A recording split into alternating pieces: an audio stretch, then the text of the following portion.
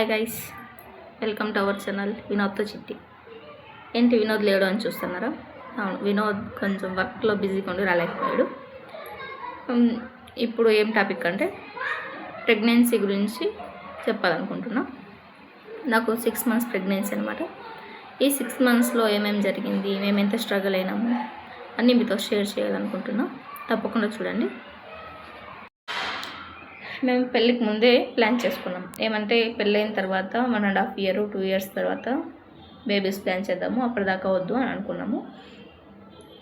అలా అనుకున్నాము. బట్ పెళ్ళైన ఒక 4 monthsకి అలా పీరియడ్ మిస్ అయింది. పీరియడ్ మిస్ అయ్యంటే ఆ రోజు నేను ఊళ్ళో ఉన్నాను.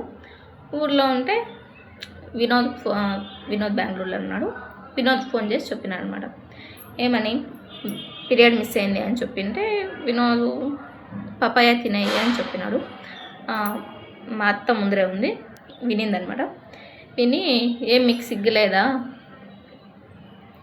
పిల్లలు లేని వాళ్ళు చాలా కష్టపడుతున్నారు, పిల్లలు లేరనేసి సఫర్ అవుతున్నారు, మీరు పిల్లలు దేవుడిచ్చిన ప్రసాదాన్ని వద్దనుకుంటున్నారే, పిల్లలు లేక గుళ్ళు గోపురాలు అని తిరిగేవాళ్ళు జాస్తి ఉన్నారు, మీరు వాళ్ళ ముందే ఇచ్చినాడు, దేవుని ప్రసాదం ఇచ్చినాడు, తీసుకోవాలి కానీ ఇలా వద్దనకూడదు అని అనిందనమాట. సరేలే అని మేము ఊరికే ఉన్నాము. ఒక 3 months తర్వాత చూద్దాంలే, పాజిటివ్ అయితే పాజిటివ్ కానీ నెగిటివ్ అయితే నెగిటివ్ కానీ ఊరికే ఉన్నాము. అలా అని ఊర్లో నుంచి నెక్స్ట్ డే వచ్చినాను. నెక్స్ట్ డే వచ్చిన తర్వాత చెక్ చేసినాం అనమాట. ప్రెగ్నెన్సీ కిట్ తెచ్చి చెక్ చేసింటే పాజిటివ్ అనే వచ్చింది. అన్నీలే అన్నీ నేను హ్యాపీనే, మా అత్త హ్యాపీనే. బట్ మా ఆయన కొంచెం ఫీల్ అయినాడు.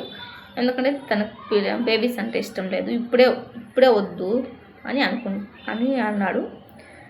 బట్ ఇంకా చూద్దాంలే, ఇంకా టైం ఉంది అని ఓకే ఉన్నాను. ఓకే ఉంటే మళ్ళీ 2 months తర్వాత మళ్ళీ చెక్ చేసినాము. చెక్ చేసింటే అప్పుడు కూడా పాజిటివ్ అనే వచ్చింది. మళ్ళీ 3 monthsకి 5 days 3 monthsలో పడి 5 days అయినాక బ్లీడింగ్ పోయిందనమాట. నాకు బ్లీడింగ్ పోయింటే ఫుల్గా ఏడ్చినాను. నేను ఏడ్చింది కాక ఇంట్లో వాళ్ళని ఏడిపించినాను, అందరినీ ఏడిపించేసినాను. అలా ఏడిపించింటే మళ్ళీ వినోద్ నైటే పోయి ప్రెగ్నెన్సీ కిట్ తెచ్చి చెక్ చేసింటే పాజిటివ్ అని వచ్చింది.